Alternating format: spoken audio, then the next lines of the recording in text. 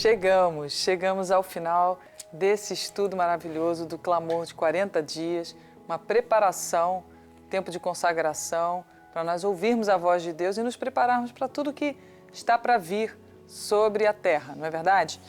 E eu queria encerrar esse estudo, praticamente, falando sobre uma profecia, uma visão de Daniel. Daniel, a gente sabe que ele era judeu e junto com o povo judeu que tinha ido para a Babilônia, tinha sido cativo para a Babilônia, lá ele se destacou como um jovem sábio. E o rei Nabucodonosor, no capítulo 2, descreve que ele teve um sonho, e ele ficou muito perturbado, mandou chamar todos os sábios e adivinhadores da Babilônia. E não revelou qual era o sonho, falou, se vocês são adivinhadores, vocês têm que adivinhar qual é o meu sonho. Aí eles não conseguiram adivinhar e o rei Nabucodonosor mandou matar todos os adivinhadores.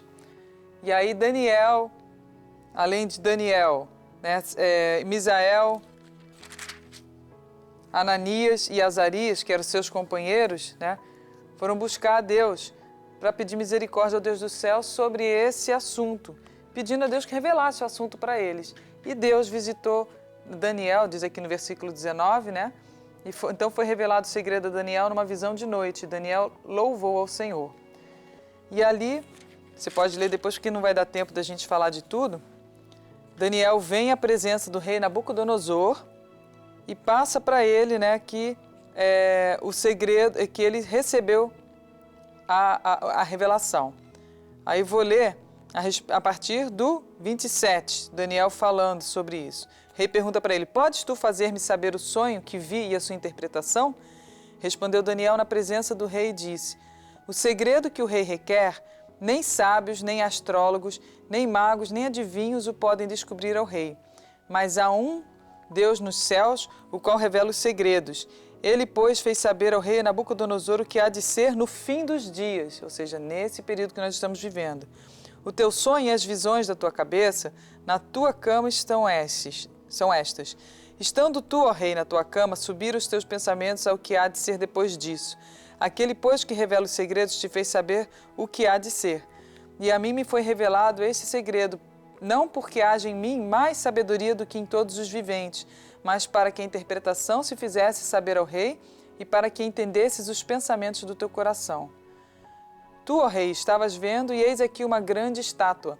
Essa estátua, que era grande e cujo esplendor era excelente, estava em pé diante de ti, e a sua vista era terrível.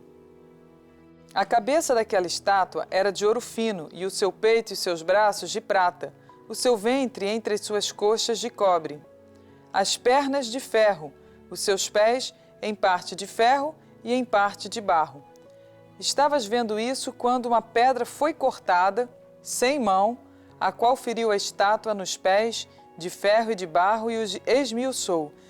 Então foi juntamente esmiuçado o ferro, o barro, o cobre, a prata e o ouro, os quais se fizeram como a pragana das eiras no estio, e o vento os levou, e não se achou lugar algum para eles.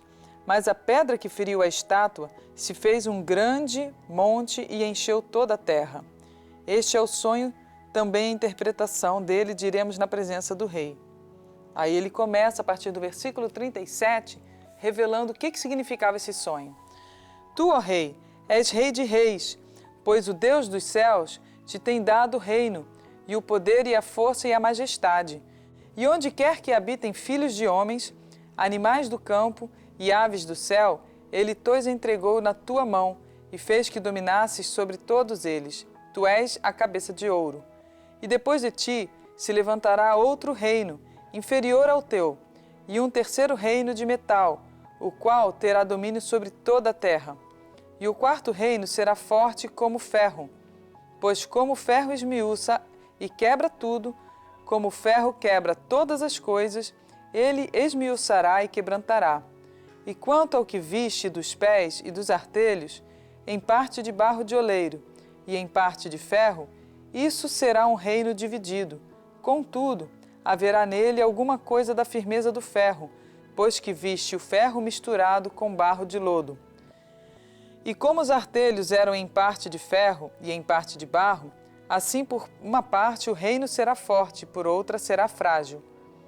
Tudo isso que a gente está vendo aqui são reinos humanos, que cada um deles tem suas características, e eles vêm dominando a face da terra durante todo esse tempo, tá? Agora vem o 43. Quanto ao que viste do ferro misturado com barro, de lodo, misturar-se-ão com semente humana, ou seja, casamento, né?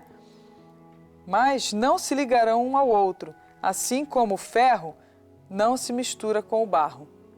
Agora preste atenção no versículo 44 e 45 em diante, que eu quero chamar a tua atenção para a gente poder encerrar esse estudo e fazer a oração pedindo a Deus que esse seja o reino que venha sobre nós agora, nesse último tempo. Mas nos dias desses reis, o Deus do céu levantará um reino que não será jamais destruído. E esse reino não passará a outro povo. Esmiuçará e consumirá todos esses reinos e será estabelecido para sempre. Esse é o reino de Deus, né? Da maneira como viste que do monte foi cortada uma pedra sem mãos e ela esmiuçou o ferro, o cobre, o barro, a prata e o ouro, o Deus grande fez saber ao rei o que há de ser depois disso, e certo é o sonho e fiel a sua interpretação. E aí a gente vê que Nabucodonosor reconheceu que existia um Deus Todo-Poderoso, o Deus de Daniel, e deu um decreto que a partir de então se adorasse apenas, né, a Deus. Certamente o vosso Deus é Deus dos deuses e Senhor dos reis, e o revelador dos segredos, pois pudeste revelar este segredo. Mas o que eu quero chamar a tua atenção aqui é que tantos reinos que existem nessa terra, tanta riqueza, não é verdade? Nós vivemos dias, inclusive aqui no Brasil, de muita divisão de reinos. Uns lutando pelo reino da esquerda, outros lutando pelo reino da direita, outros lutando pelo reino socialista e assim por diante, cada um com reinos humanos, lutando como se esses reinos fossem a solução de toda a face da terra, de todas as coisas. Mas Daniel está falando que o reino que Deus tem para nos dar, que Deus tem para estabelecer agora, nesse último período, é o reino dos céus. E aí a gente vai ficar até para um próximo estudo sobre o que é o reino dos céus. O reino dos céus é muito diferente do reino da terra. No reino da terra, os que se dão bem são aqueles que são cheios de riqueza, né, de posições de poder. Jesus disse que aquele que quiser ser o maior no reino dos céus, sirva o menor. Aquele que quiser ser o primeiro, seja o último da fila. E assim por diante, é totalmente diferente. Romanos 14, 17, Deus fala, o reino de Deus não é comida nem bebida, ou seja, não faz parte. Tudo bem que a gente come, a gente dorme, a gente tem uma casa para morar, mas não é isso o reino de Deus, não consiste nisso. Porque geralmente é o que a gente faz no dia a dia, né? Levanta cedo, vai trabalhar para botar o arroz e feijão na mesa, não faltar nada, não é verdade?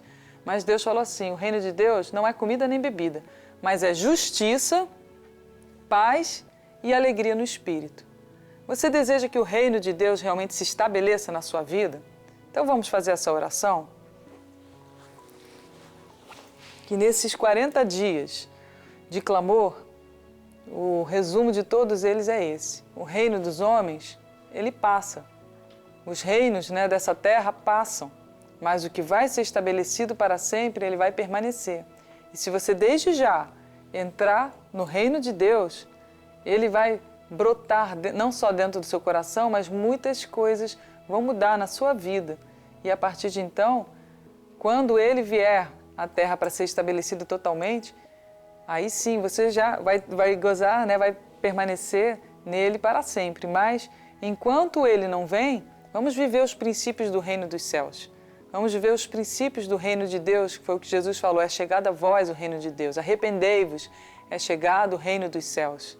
Então, o reino dos céus não tem choro, nem pranto, nem lágrimas.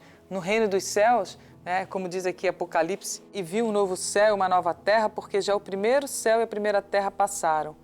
E ele diz, Deus, versículo 4, Deus limpará de seus olhos toda lágrima, e não haverá mais morte, nem pranto, nem clamor, nem dor, porque já as primeiras coisas são passadas. Eis que faço novas todas as coisas. E disse, escreve, porque essas palavras são verdadeiras e fiéis. E disse-me mais, está cumprido, eu sou o alfa e o ômega, o princípio e o fim. A quem quer que tiver sede, de graça lhe darei da fonte da água da vida. Quem vencer herdará todas as coisas, e eu serei seu Deus, e ele será meu filho. Vamos orar?